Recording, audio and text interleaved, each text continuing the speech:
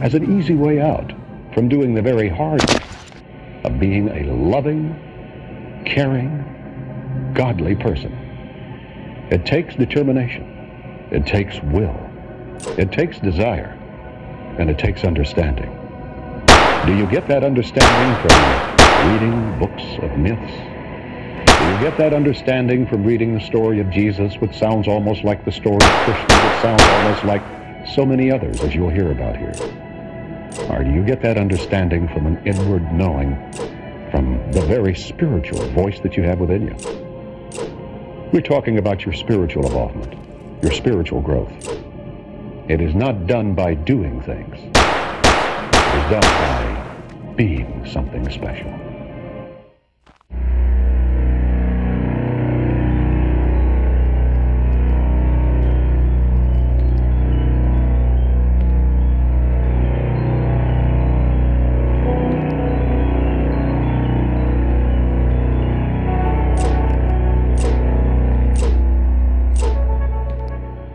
In this program, we're going to deal in verifiable facts, something that cannot readily be found in most aspects of most religious beliefs.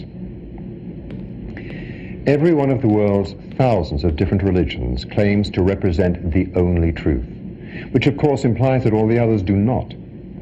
So if you have chosen to be, or through parental upbringing or school education, became a believer, how can you be sure that your particular faith is the right one? Okay, let's suppose it is. Well, that would then make everyone else in the world sinners. But on the other hand, if your faith happens not to be the correct only one truth, then that would make you a sinner, wouldn't it? And if you're a non-believer, does that mean that you will have to pay an eternal price for your non-belief after your death, just because you didn't believe?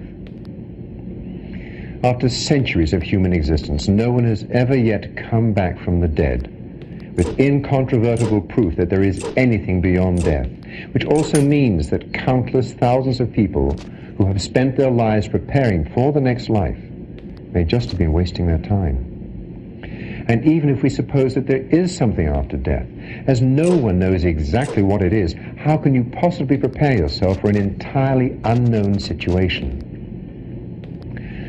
Although it must be acknowledged that a great deal of good has been done in the name of religion, it is by far the saddest and most tragic aspect of religion that throughout history, more men, women, and children have been slaughtered, tortured, and mutilated because of religious beliefs than all the people who have died in all of history's secular or non-religious wars. Even more sadly, in today's supposedly enlightened age, the slaughter, the torture, the mutilation, and the deprivation of basic human rights continues unabated. And weren't we taught that religion was supposed to be something to do with love? Despite this, there are still those who will argue that religion, regardless of its origin or credibility, serves a valuable and benevolent purpose in society because of the underlying teachings about being a godly or simply a good person. Again, sadly, the facts contradict this view. As in most countries where religion is widely practiced, there are more social problems and more crime than in many other countries where the practice of religion is less common. So the equation of being religious equals being a godly or good person is a long way from being universally true. And by studying the facts of history, we will find that it has never worked this way.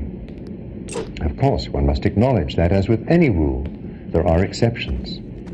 But the godly or good persons are distinctly in the minority compared to all the evil that has been committed and continues to be committed, all in the name of religion and God. Consider just a few historical examples. The Crusades, the Spanish Inquisition, the slaughter of Christians in Rome's Colosseum, the Catholic massacre of the Huguenots in France, the burning and drowning of witches at Salem, Massachusetts. And then today, Arabs and Jews continue to kill each other throughout the Middle East. Catholics and Protestants murder each other in the streets of Northern Ireland. Hindus and Muslims assassinate and massacre each other in India and Pakistan. And Christians and Muslims decimate each other in Beirut. As religion is the cause of all this slaughter, religion cannot possibly be the solution. It is not only murder and torture. How about the daylight robbery and extortion through implied threats and induced fear of your money by self-centered, corrupt, and sex scandal-ridden televangelists? These people, with their artistically groomed and moosed flowing locks, their fashion designer clothes, I'm talking about the men, and the women with their thick makeup, garish lips and false eyelashes. Have you ever seen such vanity? And religion is supposed to espouse humility. What we will now offer you are facts, not fiction, myths, fairy tales, and allegory. However, as is often the nature of facts, they will probably be very uncomfortable for many people. They will undoubtedly shock and anger some of you, as they will challenge age-old beliefs and the very basis of the religious belief system on which you may have based your whole life. But these facts cannot possibly be as shocking and ungodly as the death, destruction, robbery, and suppression of truth that for centuries has epitomized the practice of religion. And please remember that I deliberately said offer you facts, as it is not our intention to be like so many missionaries and other religious proselytizers whose purpose it is to force you to change your beliefs under the threats of hellfire and eternal damnation if you don't. We just want you to listen, watch, and make up your own minds. In order to better understand what we humans are today, and so what we are likely to become tomorrow, we need to look back and study our origins and where we came from. Try now to imagine Earth in prehistoric times, a place filled with a multitude of dangers, giant animals and reptiles, huge predators, earthquakes, volcanoes, tornadoes, and meteors, and the subsequent fear and hostility such an unfriendly environment would breed.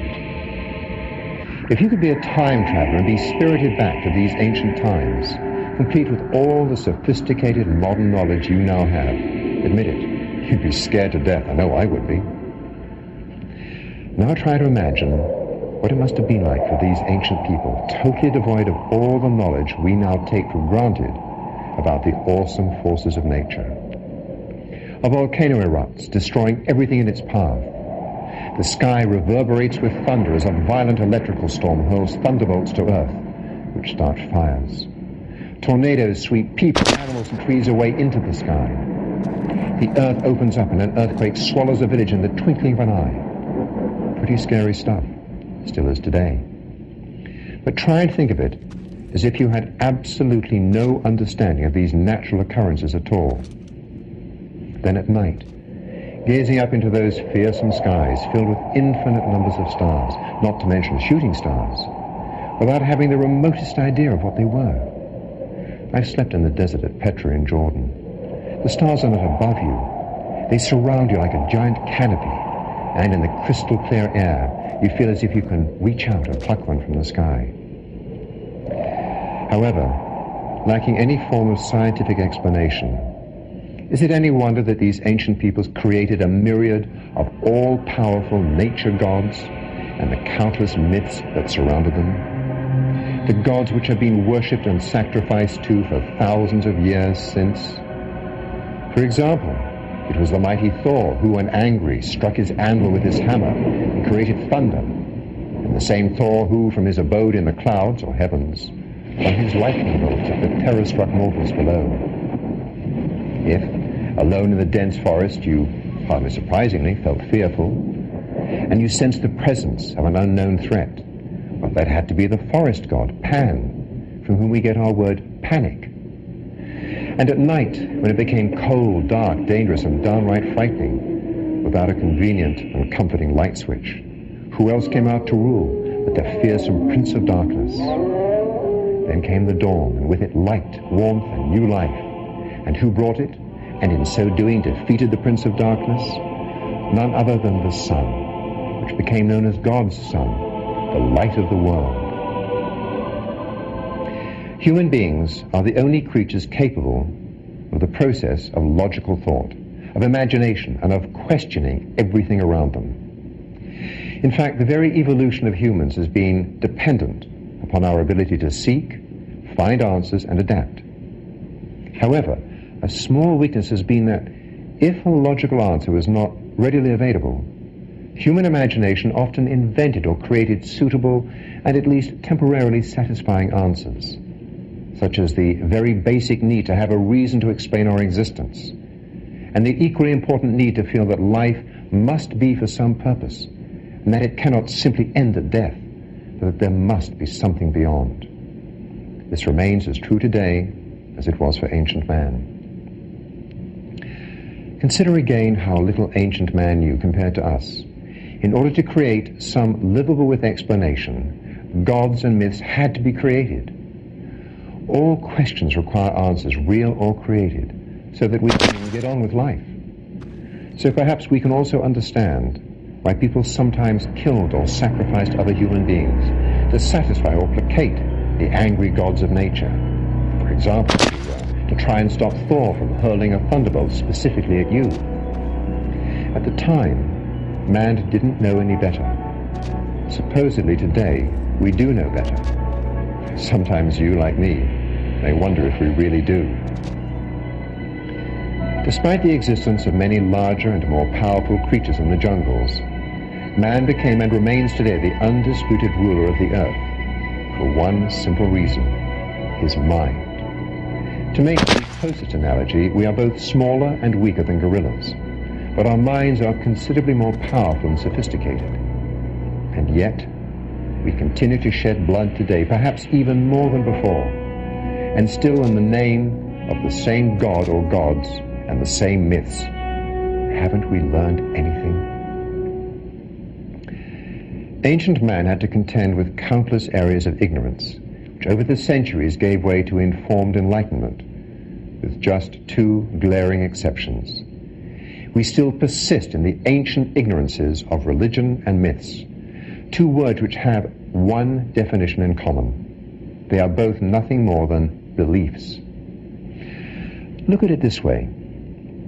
Would you consider running your business according to an instruction manual written some 3,000 to 4,000 years ago, and then translated 20 or more times before you read it? I very much doubt it.